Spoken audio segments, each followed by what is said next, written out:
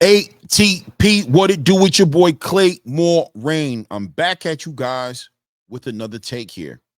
Salutes all my subscribers. If this is your first time tapping into the content, as I always do, I invite you to hit that subscribe button, hit the bell icon next to the subscribe button. Very important part to this. So you are getting notifications when I'm dropping content like this. And of course, before you guys even think of leaving this, let me get a thumbs up real quick. Let's get this in the algorithm in front of the right people so this channel can grow. Appreciate you guys. Thank you in advance. All right, all right. What in the world is going on in boxing? Is everybody ducking each other? Let's build on it for a second. Let's talk about it. So Vergil Ortiz, if you guys don't know and are living under a rock, Vergil Ortiz Jr., a fighter who some of you guys may remember started around 147 pounds, was in the conversation of being one of the phenoms in the game. This in the same exact time around when Jaron Ennis was shaking it up in the space, Stanionis was shaking it up a little bit. Terrence Crawford and Errol Spence were on their way to having their big mega fights. And these guys are going to be the guys who took the reign at 147 pounds. Now, Vergil Ortiz had some medical issues, a hard time dealing with the strict and strenuous weight cut that he was doing that ultimately almost ended his career. But through the grace of God, Vergil Ortiz was able to find his way. He ended up just going ahead and moved up to 154 pounds. And there was questions and concerns for Vergil Ortiz. Who was he going to be now? After going through such a traumatic experience like he did, how was his career going to be affected? Was his mentality still going to be there to give him what he needed to compete at the highest level that the game had to offer him? Well, Vergil Ortiz showed and proved himself at 154 pounds, dealing with fights with the likes of Serhii Bahachuk and Israel Madrimov, and earned himself where he sits right now at this moment as an interim WBC title holder. Now, you guys may have recalled, if you've also been living on the rock even longer, about a guy named Jaron Boots Ennis, who hung back at 147 while Vergil Ortiz was getting himself together and staking his claim into the 154-pound super welterweight or junior middleweight division, whatever you like to call it, division. Jaron Boots Ennis was making his legacy and making his way, making sure that he did not leave 147 pounds before he left his mark on the division. Jaron Boots Ennis has done that. He's become a unified lineal champion at 147 pounds. And if you guys haven't heard and been sleeping under that same rock, has decided to move up to 154 pounds. And as boxing works and the politics and the algorithm works, here Jaron Boots Ennis is in the same division as a potential rival, maybe one of his biggest rivals that he missed out on fighting on at 147 because of what Vergil was going through. They're back in the same division at 154 pounds. Now, guys, let's go down memory lane just a little bit, not that far back, but a little bit, maybe a little over 6 months ago when Turki Al-Sheikh put out an offer, and the narrative getting pushed out there was that Vergil Ortiz and Jaron Boots Ennis were going to be showing up on a card to fight each other. Jaron Boots Ennis coming off of what a lot of people were criticizing as a lackluster performance against Karen Chuchagajin. I hope I'm saying his last name right. No disrespect, very respectfully. People were doubting Jaron Boots Ennis and felt like there was a certain digression that happened with the phenom welterweight contender champion at that time, as he was having some pedestrian performances, I guess you should say. I don't even feel comfortable saying that, but just to say that maybe Superman wasn't looking like Superman, saw some holes in his game, advantages that could be taken by the right competitor, as Jaron Boots Ennis just wasn't competing at that high level that we would normally see him competing at. Well, come to find out, Jaron Boots Ennis was having a hard time with the weight cut, was a depleted fighter, and just was fighting at a capacity of maybe 50 to 70% of who he actually was. Well, that being said, Jaron Boots Ennis took this last fight with Stanionis, became a unified lineal champion, and moved up to 154 pounds. But he stayed at 147 pounds specifically around this time, instead of taking that fight with Vergil Ortiz to get an opportunity to unify with Stanionis, which he did. Well, the boxing space pushed back at Jaron Boots Ennis, and ever since, really been looking at him with the side eye. Now you may hear rumors of Jaron Boots Ennis ducking Vergil Ortiz Jr. at that time, or ducking Teofimo Lopez, or the latest news of him ducking Brian Norman Jr. Boy, that duck jacket gets passed around like nothing, right?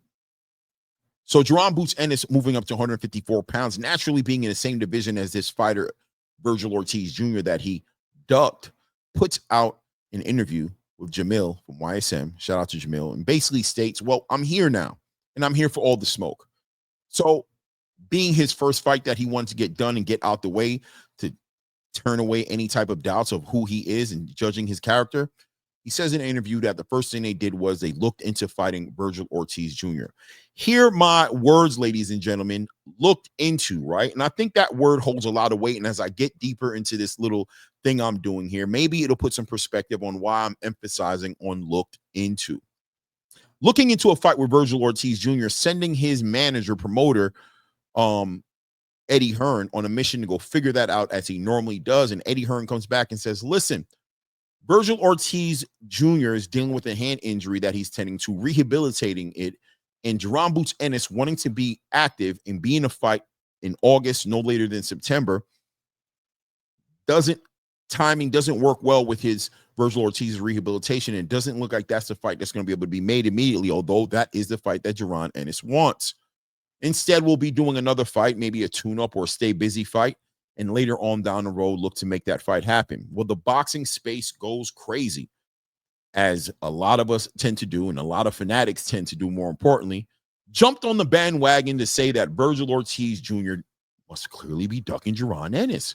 Well, what do you mean you ain't going to be able to fight Jaron Ennis? You were talking all of that trash, your team calling out, allowing the boxing space to build up this story around the idea that Jaron Boots Ennis getting an opportunity to fight you, passed up to fight against you, and he should have came up to 154 pounds, being that you guys have been talking about how Vergil Ortiz doesn't want to fight Jaron Ennis. Well, look, it is what it is. Robert Garcia sees an interview and, of course, feels responsible for his fighter to go ahead and put some perspective on actually what's going on out here. Says Boots and his team is BSing. At the end of the day, I got word from a very reliable source that Jaron Boots Ennis was not ready to fight Vergil Ortiz, that in fact was looking to have at least two tune-up fights before he was able to be ready to fight Vergil Ortiz. And listen, respectfully, Robert Garcia said, look, I might do the same exact thing. He's moving to a new weight class. He needs to acclimate. Tune-ups make sense. But the idea that you would put the weight of this fight not happening on the back of my fight, Vergil Ortiz, a fighter who has shown in his past that he's willing to fight anybody. This guy who fought the toughest fight that was out there in the 154-pound weight class division outside of fighting an actual champion, and Serhii Bohachuk, followed up to go and fight on a card with Turki Al-Sheikh to fight a fighter who competed with the best pound-for-pound fighter in the world at the highest level of Terrence Bud Crawford, fighting Israel Madrimov and winning that fight. Why in the world would my fighter be scared to fight Jaron Boots Ennis? He's ready to fight everybody, and everybody knows that. Well, you almost can't fault Robert Garcia. He's letting you know what he heard. He's hearing the guy had to do a tune-up fight and was trying to get it ready, and to see an interview where he would even paint a picture that Vergil Ortiz would be ducking any kind of smoke. He kind of got an obligation to kind of defend his fighter. Followed up by Vergil Ortiz Sr., Vergil Ortiz Jr.'s father, who also said, I have no reason to lie, pretty much co-signing, confirming everything Robert Garcia said. So who's telling the truth? Is Jaron Boots Ennis ducking Vergil Ortiz because he's not ready for Vergil Ortiz? Or is Vergil Ortiz actually ducking Jaron Boots Ennis and getting a little nervous, cold feet in the 9th inning, and deciding, hey, let me get 1 or 2 more fights before I fight Jaron Boots Ennis? Well, I have some perspective. Allow me to share. Everybody's telling the truth, and there may be some misinformation floating around in the middle there, but let's try to find the common denominator and find this common thread that runs through this middle of this whole situation. Well, let's go back to the Jaron Boots Ennis situation, where Jaron Boots Ennis lets it be known that him and Eddie Hearn looked into the fight with Vergil Ortiz Jr. Well, he says looked into. Is that the same as an offer being sent to Vergil Ortiz Jr.? Is that the same as Vergil Ortiz Jr. being confronted with an opportunity to fight Jaron Boots Ennis and turning down the fight? Or does looking into a fight maybe mean doing your research and seeing how realistic it is for the fight to happen?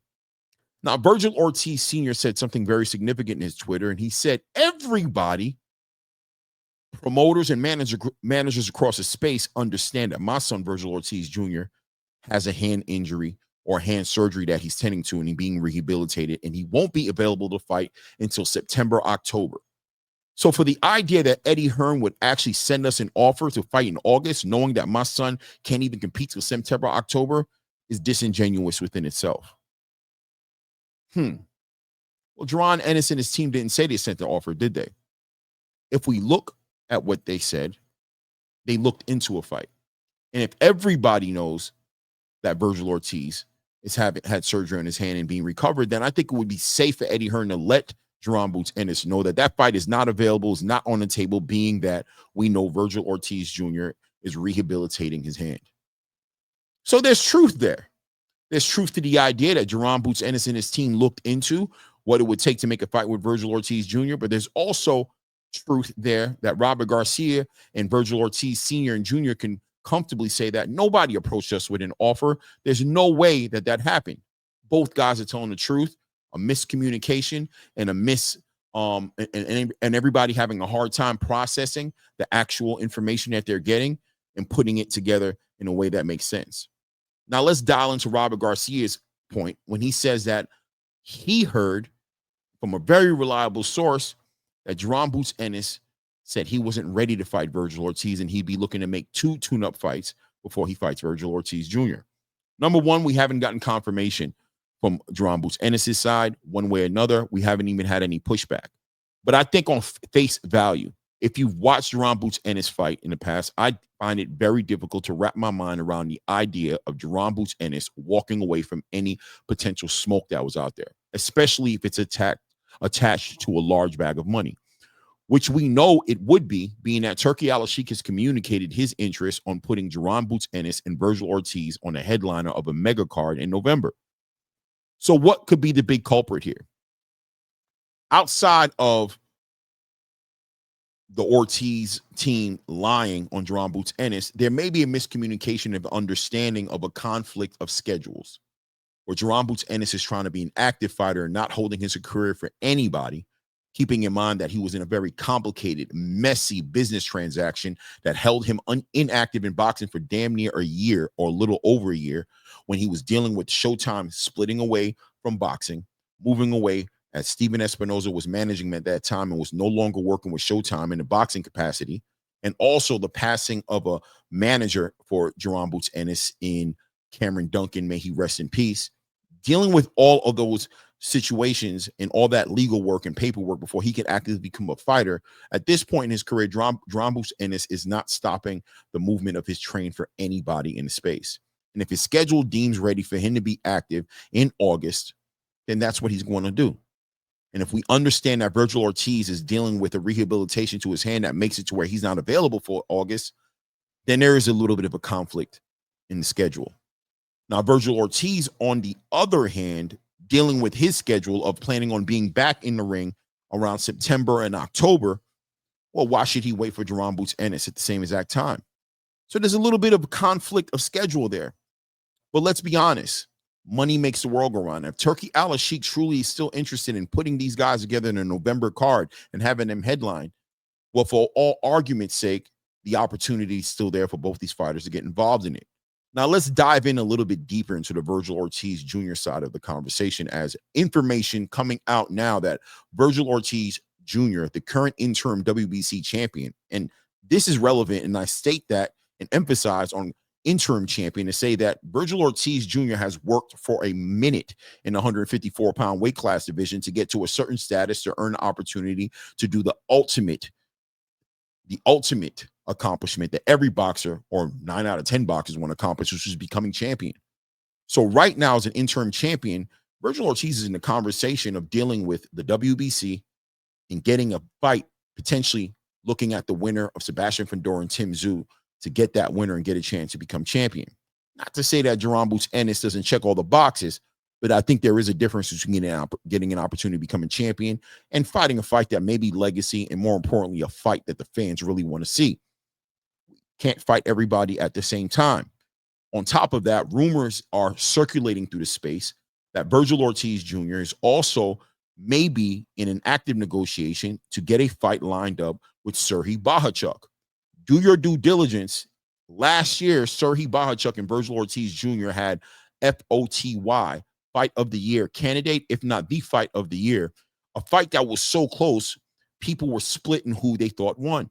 Although Vergil Ortiz Jr. did get the head nod in that fight and got that victory, and it benefited him to get him where he is today, there's arguments out there to say that Serhii Bohachuk really won that fight. So Vergil Ortiz Jr., being the competitive fighter that he is, puts himself in position to say, you know what? I want to run it back with Serhii Bohachuk. That fight may also be in negotiations and may be falling more in line with what Vergil Ortiz Jr. is trying to line up with his career. So there's timing involved, and there's a conflict of scheduling that's going on from my perspective. Sitting from where I'm sitting from, Jaron Boots Ennis just entering into the 154-pound weight class division, looking to be active as soon as possible, has his itinerary and the things he needs to do to put him in the conversations he wants to be in the division. That is a hornet's nest. And, of course, on the other side, Vergil Ortiz Jr., who's had about 4 fights right now at 154 pounds, or 2 legitimate 154-pound fights. The other 2 fights were like catchweight fights, getting him acclimated to the division, has worked hard to put himself in position to become a champion, and is right there on the border of making it happen. And is he going to recalibrate, reset, and go backwards in his journey at 154 pounds for Jaron Boots Ennis?